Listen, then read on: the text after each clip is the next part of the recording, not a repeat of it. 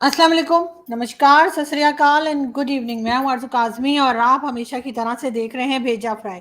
जी हाँ, भेजा फ्राई के नए एपिसोड के साथ हम हाजिर हैं और इससे पहले कि हम न्यूज़ की तरफ चलें, हमेशा की तरह आप सबसे रिक्वेस्ट है कि जिसने भी हमारे चैनल को सब्सक्राइब नहीं किया है, प्लीज़ चैनल को सब्सक्राइब करना ना भूलिएगा। बात हम करेंगे सबसे पहले भारत की, और वैसे तो हम पाकिस्तान से शुरू करते हैं, लेकिन आज हम सबसे पहले भारत की बात करेंगे।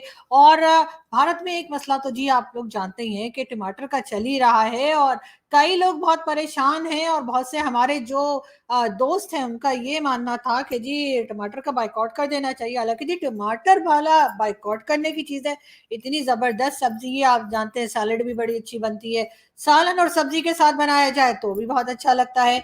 और चलें जी, अगर थोड़े से पैसे ज़्यादा देने पड़ ही रहे हैं तो कोई बात नहीं, आप लोग तो बहुत बड़ी कंट्री है, बहुत बड़ा देश है, 4 ट्रिलियन या पता नहीं उससे भी ज्यादा की इकोनॉमी है, तो फिर जरा जरा से टमाटर के पीछे जो है वो इतनी बचत करने की क्या जरूरत है। और अगर फिर भी अगर ऐसा करना है, मेरी ऑफर आज भी वही है जहां कल मैंने की थी कि जी अगर आप चाहें तो पाकिस्तान से कह सकते हैं और यहाँ से हम आपको ढेरों ढेर टमाटर भिजवा सकते हैं, वो भी मुफ्त मुफ्त मुफ्त।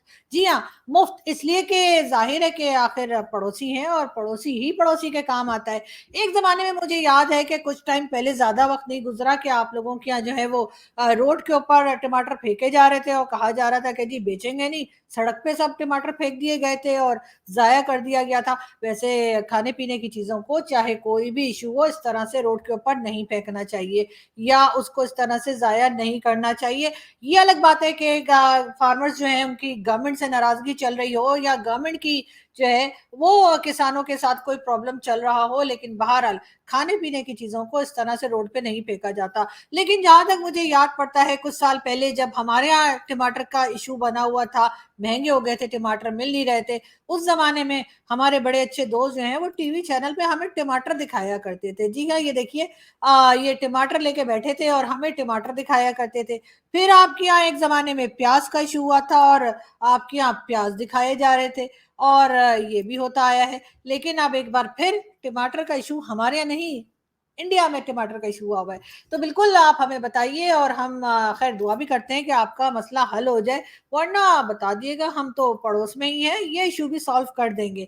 लेकिन खैर हम चलते हैं जी अगली न्यूज़ की तरफ, और अगली न्यूज़ हम आपको पहले ये बता दें कि वो भी भारत से ही रिलेटेड है। और आप जैसा कि जानते हैं कि खालिस्तान मूवमेंट एक चलती रहती है जिसका बार बार पाकिस्तान की तरफ भी इशारा किया जाता है और कहा जाता है कि जी हम लोग बड़ा कोई सपोर्ट कर रहे हैं, लेकिन खैर हमारे यहाँ हर कोई सपोर्ट नहीं कर रहा। कुछ लोग शायद कर रहे होंगे, यकीनन कर रहे होंगे, इसलिए कि शरारती लोग तो बहरहाल मौजूद है।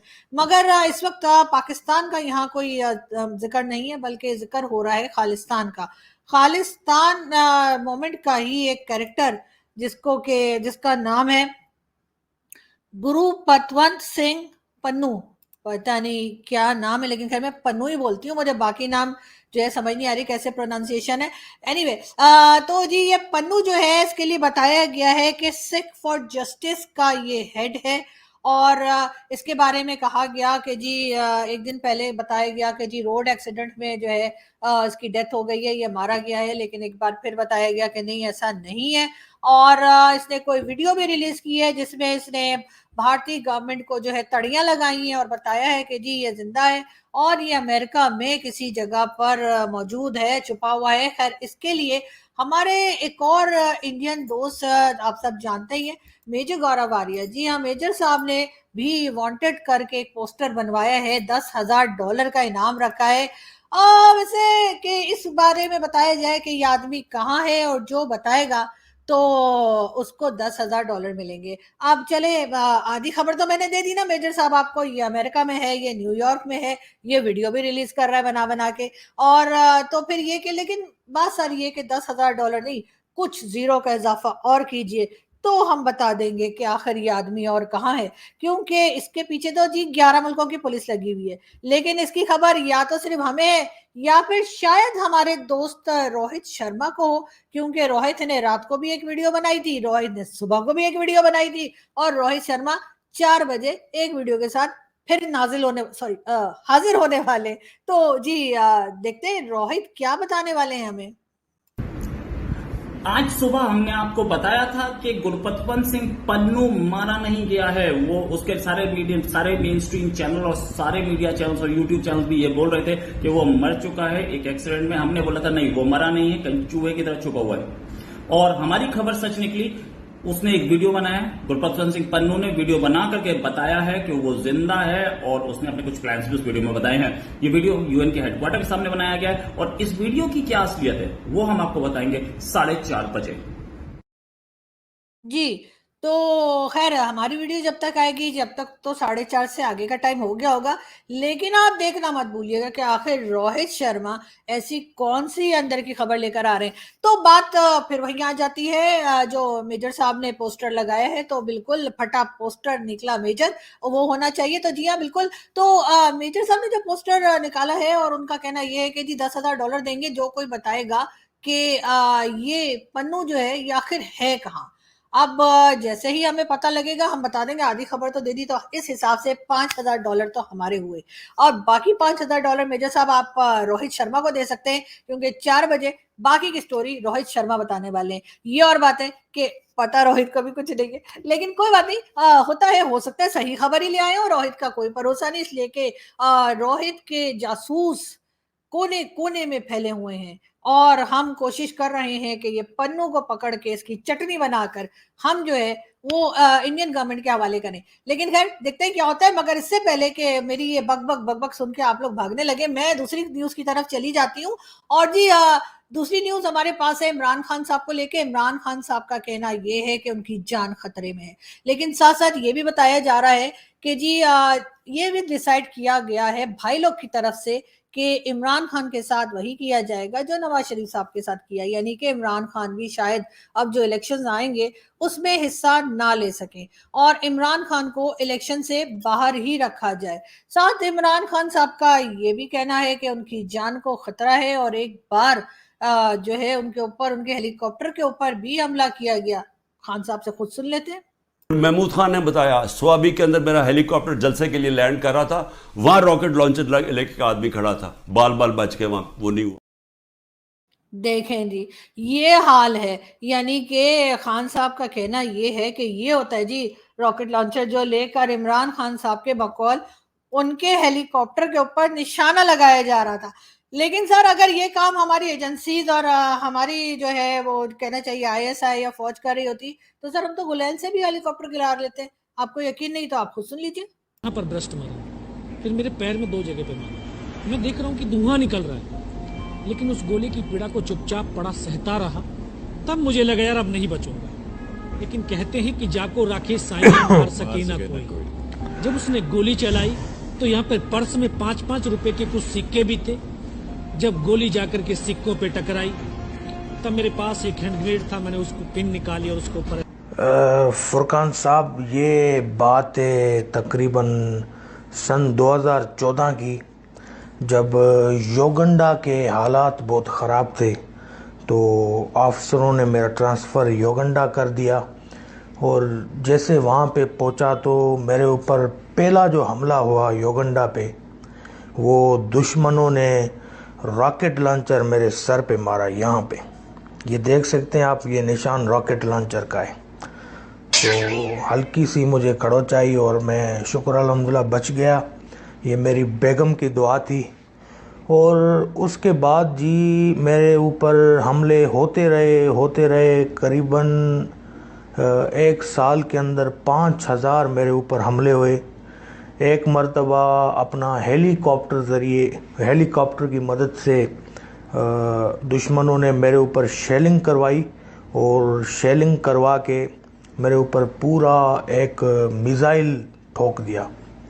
तो उस वक़्त मेरी जो गन थी उसकी मैगज़ीन बिल्कुल एक भी उसमें नहीं थी, अपना पूरी मैगज़ीन ख़त्म थी।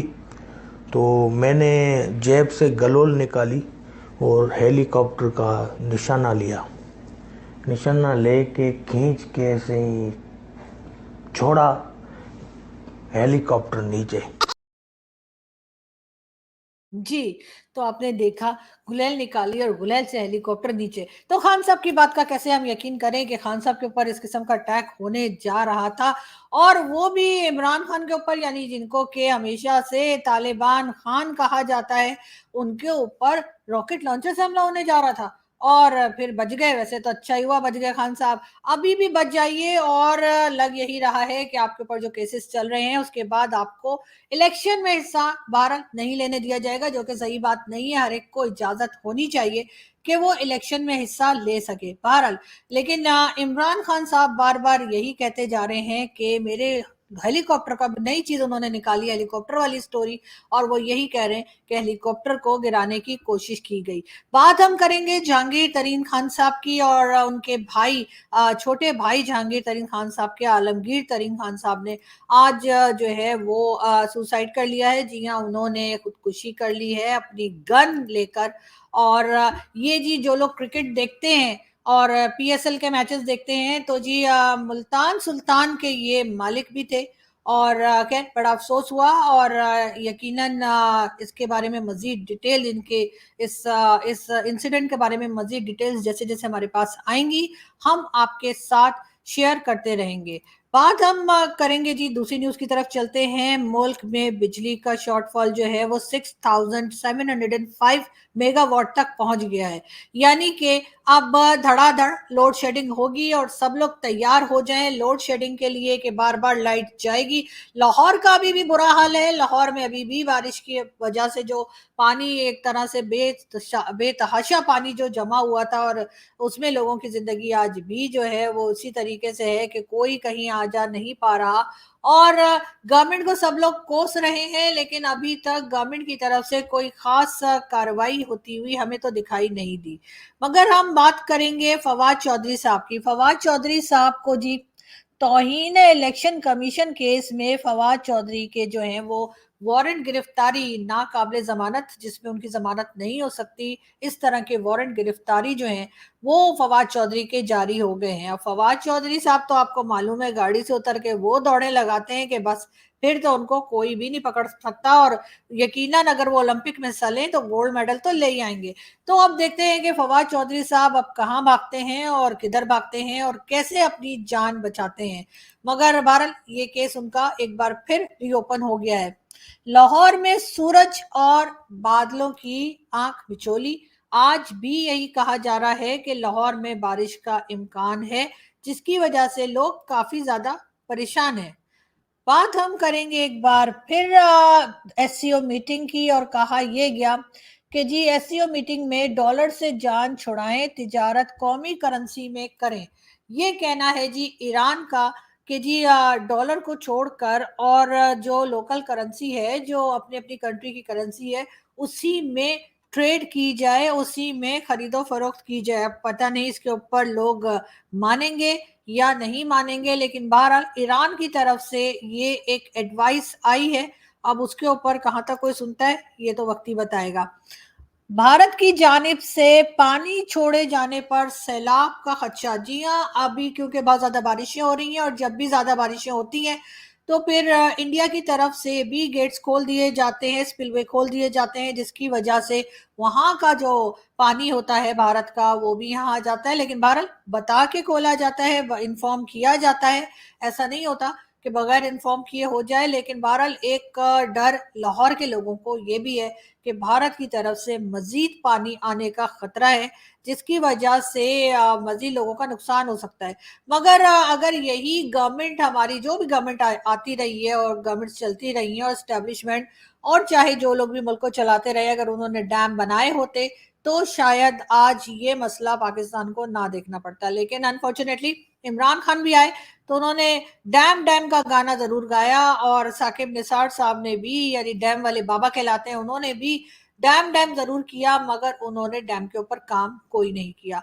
और यही वजह है कि एक बार फिर बेतहाशा बारिशें हो रही हैं और पानी से पूरा का पूरा शहर तकरीबन जो है पानी के नीचे जाता चला जा रहा है लाहौर। और लोगों के पास कोई तरीका नहीं है कि अपने आप को कैसे बचाएं। मगर खैर गवर्नमेंट कुछ करती है या नहीं हम आपको बताते रहेंगे। जी अलीम खान साहब ने ARY को इंटरव्यू दिया है और उन्होंने कहा है जी हमने अपने मंशूर में 2 नुकात रखे हैं कि जो लोगों के दिलों में ख्वाहिश है, यानी कि इलेक्शन में जो अपने पॉइंट्स लेकर आ रहे हैं अवाम को अट्रैक्ट करने के लिए, उनके ख्याल से, अलीम खान साहब के ख्याल से, जो कि पहले इमरान खान के बहुत ज़बरदस्त सपोर्टर भी रहे हैं, उनका कहना ये है कि जी हम वही पॉइंट्स लेकर आए हैं जो पब्लिक चाहती है। पब्लिक क्या चाहती है ये तो खैर अलीम खान साहब ने बताया नहीं, मगर अलीम खान साहब का ये जरूर कहना है कि उनकी तरफ से, यानी उनकी पार्टी और उनके लोगों की तरफ से प्राइम मिनिस्टरशिप के लिए जो है जहांगीर तरीन खान साहब का नाम सामने दिया जाएगा। खैर नाम देने से तो कुछ होता नहीं है, और मगर ये कि जहांगीर खान साहब को मुश्किल लग रहा है कि प्राइम मिनिस्टरशिप मिले, क्योंकि इस वक्त नवाज शरीफ साहब की कुर्सी काफी मजबूत नजर आ रही है, और जिस तरह से वो सऊदी अरब गए हैं और सऊदी अरब में जाके वो बातचीत कर रहे हैं, उससे लग यही रहा है कि अगली बारी फिर नवाज शरीफ की होगी एज अ प्राइम मिनिस्टर। और जैसा हमने आपको पहले बताया कि as a president Asif Ali Zardari, foreign minister Bilawal Bhutto Zardari, तो बस ये आपस में ही खेलेंगे। और इमरान खान साहब को फिलहाल इस गेम से आउट होता हुआ हमें दिख रहे हैं खान साहब, क्योंकि उनके साथ बिल्कुल वही होने जा रहा है जो नवाज शरीफ साहब के साथ 2018 में हुआ था, यानी उनको डिस्क्वालीफाई करके और कह दिया गया था कि वो इलेक्शन में हिस्सा नहीं ले सकते, और यही कुछ अब इमरान खान साहब के साथ भी होता हुआ दिखाई दे रहा है। लेकिन बहरहाल देखते हैं हम कि ये चीज आगे कैसे बढ़ती है और कहाँ तक जो है वो इमरान खान साहब इस बारे में लड़ते हैं और कोशिश करते हैं कि जी उनको इलेक्शन में हिस्सा लेने दिया जाए। आपके हस्बैंड को अरेस्ट कर लिया तो कर लिया तो मैं क्या करूं? Why you are asking me question over and over and over? American citizen है हम, देख लेंगे। आज आप लोगों को पता नहीं था कि यहाँ पे इस दफा पता था, हमें पता है, प्रोटेस्ट करना हमारा राइट है। अभी Nobody can stop us. जी ये साहिबा थी जो प्रोटेस्ट कर रही थी कुछ टाइम पहले जमान पार्क इमरान खान के घर के बाहर, और उनका कहना है कि जी प्रोटेस्ट करना हमारा हक है, लेकिन वो इस बात पे बड़ी खुश थी, उनके हस्बैंड को अरेस्ट कर लिया, कहीं कोई इशू नहीं है। मगर इस वक्त इमरान खान के सपोर्टर्स जो हैं वो दिखना बंद हो गए, और बहुत ज्यादा लोग हमें दिखाई नहीं दे रहे जो कि इमरान खान के साथ खड़े हों या ये कहें कि जी इमरान खान के हक में हम बाहर निकलेंगे या शोर मचाएंगे। प्रोटेस्ट जो पहले चला करते थे ऐसा कुछ भी होता हुआ दिखाई नहीं दे रहा।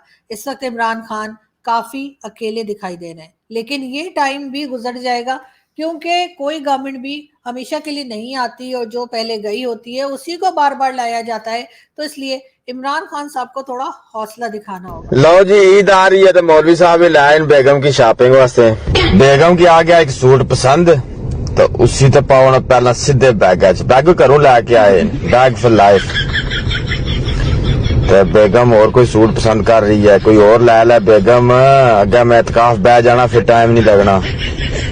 अच्छा ये भी ले लीए, इसी भी सेट हो बैगेज है, सीधा अंदर मौलवी ने पाया लास्ट कट।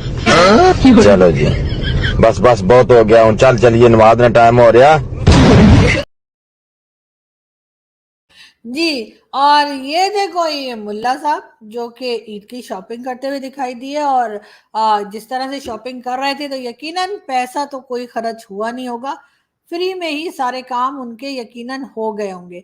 लेकिन खैर हम एक बार फिर जो है वो न्यूज की तरफ ही चलते हैं। खैर ये भी न्यूज ही थी, लेकिन बहरहाल हम थोड़ा सीरियस न्यूज की तरफ एक बार फिर चलते हैं। और मरियम औरंगजेब जो कि स्पोक्स पर्सन है PMLN की, उनका कहना है कि जी पिछले 1 साल से इत्तेहादी हुकूमत मुल्क की माशी तबाही, बदहाली, बेरोजगारी, लोड शेडिंग और दहशत गर्दी खत्म करने की कोशिश कर रही है।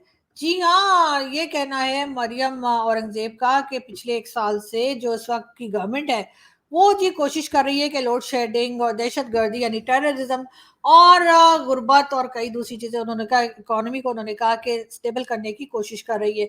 लेकिन मैडम हमें तो कुछ दिखाई दिया नहीं, ना तो आप लोग कोई खास ऑपरेशन लॉन्च किए हैं टेररिस्ट को अटैक करके काउंटर करने के लिए या अरेस्ट करने के लिए या खत्म करने के लिए, और ना ही इकोनॉमी में आपने कोई खास काम करते हुए हमें दिखाई दिए कि ट्रेड ओपन हो रही हो या कुछ। हाँ अलबत्ता पैसा मांगते हुए जरूर दिखें, और पैसा मांगते हुए तो हमारे हर हुक्मरान पैसा मांगता है और पैसा मांगते मांगते आता है और पैसा मांगते मांगते ही गवर्नमेंट गिरने तक चला जाता है।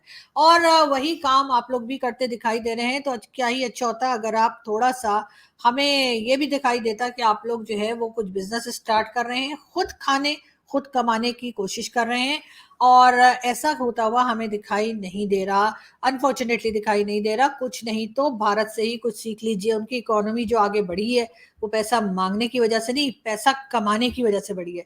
जब तक आप पैसा मांग मांग के मुल्क चलाते रहेंगे, हाल यही रहेगा। हालात तभी बेहतर होंगे जब आप पैसा कमाना शुरू करेंगे, और कमा आप लोग रहे नहीं है। तो जरा इस तरफ भी ध्यान दे दीजिए तो ही बेहतर होगा। साथ ही जी मरियम औरंगजेब साहिबा का कहना है मुल्क के अंदर जी, मरियम औरंगजेब का ये भी कहना है कि जी मुल्क के अंदर 2013 से 2017 तक 14,000 मेगावाट बिजली पैदा की, दहशतगर्दी खत्म की, मुल्क की तारीख की सबसे बड़ी दहशतगर्दी के खात्मे के ऑपरेशंस शुरू किए। बिल्कुल जी, इनका ये कहना है, लेकिन इनमें से कोई चीज़ भी होती हुई कम से कम हमें तो नज़र नहीं आई। कौन से आपने ऑपरेशंस किए हैं, सबसे बड़े ऑपरेशंस जिसकी आप बात कर रही हैं? और लोड शेडिंग तो मैडम अभी भी हो रही है, इकोनॉमी तो अभी भी खराब है। तो ज़रा सा अगर आप एक्सप्लेन कर देती कि ये कौन से प्रोजेक्ट्स हैं जिनका आप जिक्र कर रही हैं, जो हमारे जैसे लोगों को जो बैठे हैं मीडिया में और देख रहे हैं उनको दिखाई नहीं दे रहे, और लेकिन आप बता रही हैं तो यकीनन किए ही होंगे। अब हम आपको चैलेंज कैसे फेंकें, जाहिर है आप गवर्नमेंट में। लेकिन बहरहाल अच्छा होता अगर आप इकोनॉमी पे भी काम करते। और ये जो आपने बात की टेररिज्म की, तो उसके लिए तो पहले पकड़िए ना आप हाफिज सईद को। तो आपने ऐसे मतलब दामाद की तरह रखा हुआ है। तो हाफिज सईद और मसूद अजहर और साथ साथ दाऊद इब्राहिम और न जाने कितने दूसरे नाम है, उनको जरा सही से सजा दीजिए, उनको सामने लाइए, पता लगे कि ये लोग अरेस्ट हुए हैं। ना कि उनको आपने उनके घरों में ही रखा हुआ है और लोगों को यही कहा जा रहा है कि जी अरेस्ट कर लिया, लेकिन एफएटीएफ वाले ज्यादा दिन मामू बनने वाले नहीं है। तो इसलिए कोशिश कीजिए कि सच बोलिए, और अपने आप को जो है इस तरह के इल्जामात से निकालने के लिए सचमुच इन चीज़ों के ऊपर काम करें। बहरहाल यहाँ से हम चलते हैं और आपसे मुलाकात होगी नेक्स्ट वीडियो में। अपना बहुत सारा ख्याल रखिएगा, हंसते रहिए, मुस्कुराते रहिए, और हमारे चैनल को सब्सक्राइब करना ना भूलिए। Thank you.